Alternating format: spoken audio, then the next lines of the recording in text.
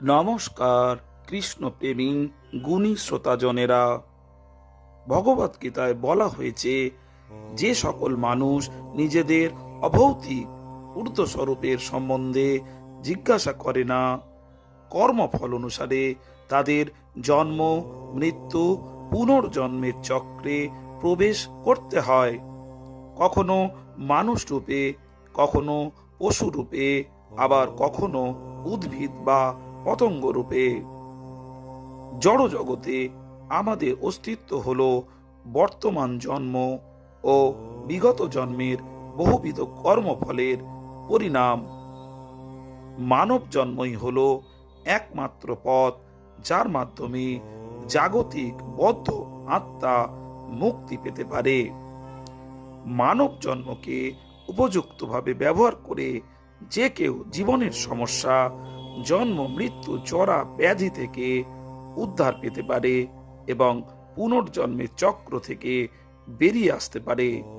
কিন্তু যদি কোনো আত্মা মানব জীবন লাভ করেও কেবলমাত্র ইন্দ্রিয় সুখে জীবন নষ্ট করে, তবে সে এই জীবনেই সহজে এত কর্ম করে যে তাকে হাজারেরও অধিক জন্মে জন্ম ও মৃত্যুর চক্রে আবদ্ধ থাকতে হয়।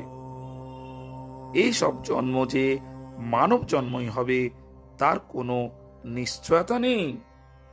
ভগবান শ্রীকৃষ্ণ বলেছেন, মূঢ় লোকেরা দেখতে পায় না কিভাবে জীব দেহত্যাগ করে, অথবা প্রকৃতির গুণের দ্বারা প্রভাবিত হয়ে কিভাবে তার পরবর্তী শরীর সে উপভোগ করে। কিন্তু জ্ঞান চক্ষু বিশিষ্ট ব্যক্তিগণ সমস্ত বিষয় দেখতে পান।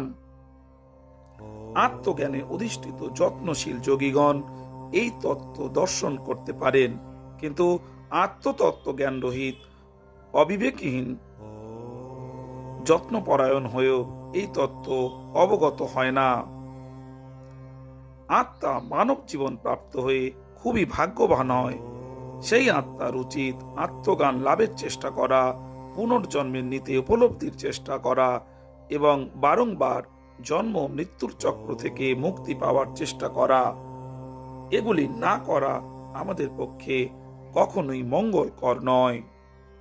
কৃষ্ণপ্রেমী শ্রোতাজনেরা, চ্যানেলে নতুন হলে অবশ্যই চ্যানেলটিকে সাবস্ক্রাইব করতে ভুলবেন না, আর কৃষ্ণ কথা বেশি বেশি করে ছড়িয়ে দিতে আপনারা ভিডিওটিকে শেয়ার করতে ভুলবেন না।